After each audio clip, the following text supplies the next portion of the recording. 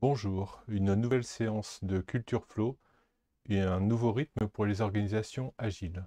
Aujourd'hui, nous allons parler de sociotechnique et de la symbiose.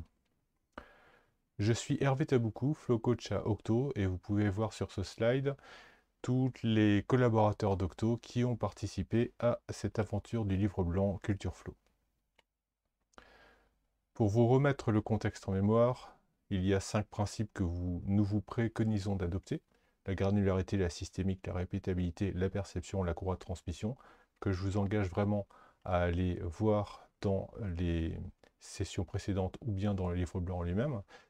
Et les 5 principes à adopter, à adapter. Aujourd'hui, nous allons parler de la symbiose, qui est un peu un principe de synthèse de tous les autres. Alors, qu'est-ce que la symbiose? Avant de parler de cela, je voudrais rappeler la loi de Conway qui affirme, et d'expérience c'est toujours vrai, qu'une organisation ressemble au système technique, au logiciel qu'elle produit, et réciproquement. Quand on a un produit qui est déjà architecturé, on a toujours tendance à reprendre la même organisation en miroir. L'exemple le plus classique étant le front-end et le back-end en termes d'architecture, qui finalement constituent deux équipes différentes. Le concept de symbiose va un peu au-delà de ce système, puisqu'il considère évidemment que toute organisation est une organisation et le produit technique qu'elle produit simultanément. Mais c'est plus comment transformer et comment faire une organisation efficace au sens du flux. Nous affirmons que ces écosystèmes sociotechniques ont beaucoup de possibilités, beaucoup de manières de s'organiser, mais il y en a quelques-unes qui sont efficaces, c'est celles qui minimisent les frictions vis-à-vis de la stratégie. En effet, on suppose souvent à tort qu'il existe une organisation idéale. En fait, elle n'existe jamais. Il y aura toujours des frictions et il faudra toujours s'adapter par rapport à ça.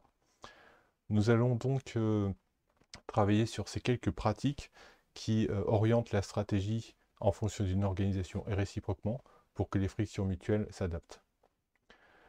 Tout d'abord, il faut choisir un focus primaire, une stratégie essentielle selon laquelle l'ensemble de l'organisation va s'organiser et se diriger. Il y a plusieurs manières de le faire. Les méthodes les plus classiques sont alignées par une chaîne de valeur. Donc on va essayer de voir quels sont les produits fondamentaux et comment ces produits apportent de la valeur pour le client. Et c'est autour de tout ça qu'on va construire et réorganiser l'entreprise.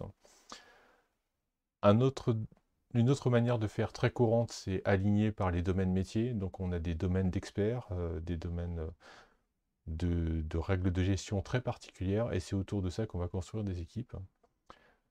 Assez souvent aussi, même si c'est évidemment le moins efficace, aligner en fonction des personnes, parce qu'il y a toujours des personnes clés, des tech leaders charismatiques ou plus marquants, et à une étape de l'organisation, c'est le plus pertinent de s'organiser autour de ça. Ce n'est pas forcément pérenne pour autant. On a souvent aussi l'habitude d'aligner par les couches techniques. Je parlais tout à l'heure de front-end et back-end, mais on peut aussi avoir des couches techniques plus fines sur les très gros systèmes et être en miroir de ces diverses couches dans l'organisation elle-même. En fait, tous ces alignements, aucun n'est bon, aucun n'est faux, tous ressemblent à des modèles, et il n'y a pas de modèle idéal. Nous vous recommandons au contraire de les prendre comme réflexion. Encore une fois, on est dans l'étape des principes à adapter, donc il s'agit de comprendre et d'essayer avant de vraiment déployer et de généraliser votre organisation, car chacun de ces modèles doit vraiment s'adapter et donner de la valeur spécifique. Donc, il faut, avant tout ça, avant de parler de symbiose, avoir un focus primaire, le choisir, ce que nous venons de voir dans le slide précédent. Il y a beaucoup de manières de s'organiser, mais ce qui va faire le filtre et le tri, c'est les résultats que l'on souhaite atteindre. On fait des hypothèses, on peut se tromper, mais au moins en orientant tout le monde vers les mêmes hypothèses, on pourra tester et savoir pivoter efficacement.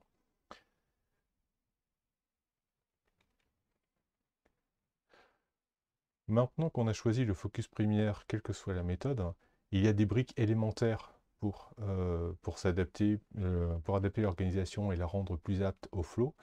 La première est avoir des éléments de base. Donc on va essayer d'éviter les immenses départements, les immenses projets de 3 ans avec 2500 personnes. On va plutôt avoir des briques très élémentaires qu'on pourra manipuler, assembler de manière efficace, le plus fin possible, pas dans un absolu académique, mais pour avoir le plus de liens possible entre la fonction qui est portée et cette finesse. Donc en s'appuyant sur le livre Team Topologies de Matthew Skelton et Manuel Pace, on remarque que très souvent 4 types d'équipes sortent du lot. Donc maintenant ce qu'on appelle les Stream Aligned Teams, qui sont les anciennes Feature Teams, qui de bout en bout sont capables de développer un produit, le mettre en opération et livrer de la valeur. Mais on les complémente par 3 autres types d'équipes, les Complicated Subsystem Teams, quand il y a un composant technique vendu on the shelf qui est très spécifique et qui a besoin d'experts particuliers, ce n'est peut-être pas la peine de perdre cette énergie d'expertise pour faire du streamline quand d'autres sont plus experts à connaître le client. Donc on va avoir des équipes très dédiées à ces éléments compliqués.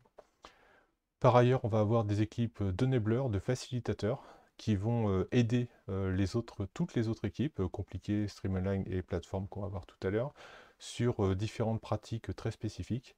Le but du jeu n'est pas de les remplacer, mais vraiment sur des points très spécifiques, de les épauler pour leur faire passer un cap ou les faire monter en compétences. Et enfin, les équipes de type plateforme, qui sont donc une sorte de produit interne, donc plateforme au sens de Uber, Amazon ou autres, qui sont des produits internes sur lesquels toutes les autres équipes, et en particulier les streamlining teams, vont s'appuyer. Encore une fois, c'est un modèle, mais nous avons remarqué que les réflexions autour de ces 4 types d'équipes font dépasser les guerres habituelles entre les équipes composants et les équipes features, et permettent de trouver des solutions beaucoup plus riches. Au-delà de ces briques élémentaires, il faut une colonne vertébrale autour de ces éléments parce que la stratégie est posée en général par la direction, mais doit s'adapter au contexte concurrentiel, doit bouger. Donc l'organisation, elle aussi, doit bouger. Donc on doit, pour garder la métaphore, avoir une colonne vertébrale souple et efficace qui peut s'adapter sans casser. Et donc il s'agira non seulement d'avoir une vision très claire d'un côté, mais aussi des briques non pas éparses, mais raisonnablement comprises par le reste de l'organisation. Et autour du choix dominant, on va aligner, un peu comme des vertèbres, toutes ces briques. On sait qu'il y aura des exceptions, on sait qu'il y aura des frictions. Il ne faudra pas se forcer à mettre toutes ces exceptions dans l'alignement pur. Il faudra le gérer raisonnablement. Et tout ça, le faire très souvent, très régulièrement, dès que la stratégie bouge même un peu. Un autre axe qui va être très important, qui est peut-être le plus fondamental pour garder cette colonne vertébrale souple, est la vie elle-même des équipes. Dans le monde agile historique, on disait qu'il fallait une équipe très stable, très soudée, au-delà d'un groupe de personnes disjointes.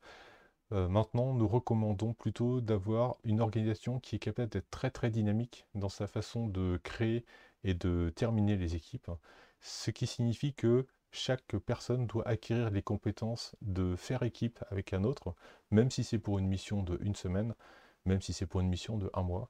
Donc ce n'est plus un travail juste sur les équipes, mais sur chaque individu, sur leur capacité à faire équipe. Parce que des fois, il faudra faire croître les équipes, parfois au-delà de ce que recommande Scrum, des fois les diviser parce que c'est plus pertinent en fonction du nouveau métier ou du nouveau découpage en briques qui est recommandé. D'autres fois, ce n'est pas si rare que ça, il faudra isoler certaines équipes parce que leurs technologies sont très particulières, où on a, pour diverses raisons, accumulé de la dette technique et on ne veut surtout pas polluer, avec beaucoup de guillemets, le reste des équipes. Aussi, on peut avoir à fusionner des équipes devenues trop petites par manque de besoins. Et tout ça doit s'adapter en fonction de ce qui est nécessaire pour la stratégie. Souvent, ça voudra dire inverser ce qu'on faisait déjà, brasser différents périmètres. Et donc, il est une bonne pratique d'aider les personnes à bouger régulièrement d'équipe en équipe, d'éviter, dans la mesure du possible, les baronnies, et de construire une culture commune de faire équipe ensemble. Donc, voici en résumé cette session. Il faut travailler dans l'organisation pour avoir des briques élémentaires très très proches de la fonction qu'elle porte, une à une. Aligner toutes ces briques en fonction d'une colonne vertébrale souple autour de la stratégie et des stratégies telles qu'elles évoluent, et avoir des personnes autour de ces briques et autour de cette colonne vertébrale qui soient très rapides, très agiles au sens du dictionnaire, et très capables de travailler en équipe. C'était donc le 5e point des principes à adapter. Je vous invite pour approfondir ou bien à lire le livre blanc en entier, c'est l'idéal. Sinon, à revoir les vidéos précédentes. Mais bien sûr, ce livre blanc Culture Flow s'inscrit dans toute la série des livres culture quelque chose de chez Octo et qui parle des diverses pratiques modernes et efficientes pour faire du code. Si vous avez des questions, et on aime beaucoup les questions qui nous challengent, n'hésitez surtout pas à nous envoyer un mail à cultureflow@octo.com où on s'empressera de réfléchir et de travailler avec vous. Merci d'avoir écouté cette séance.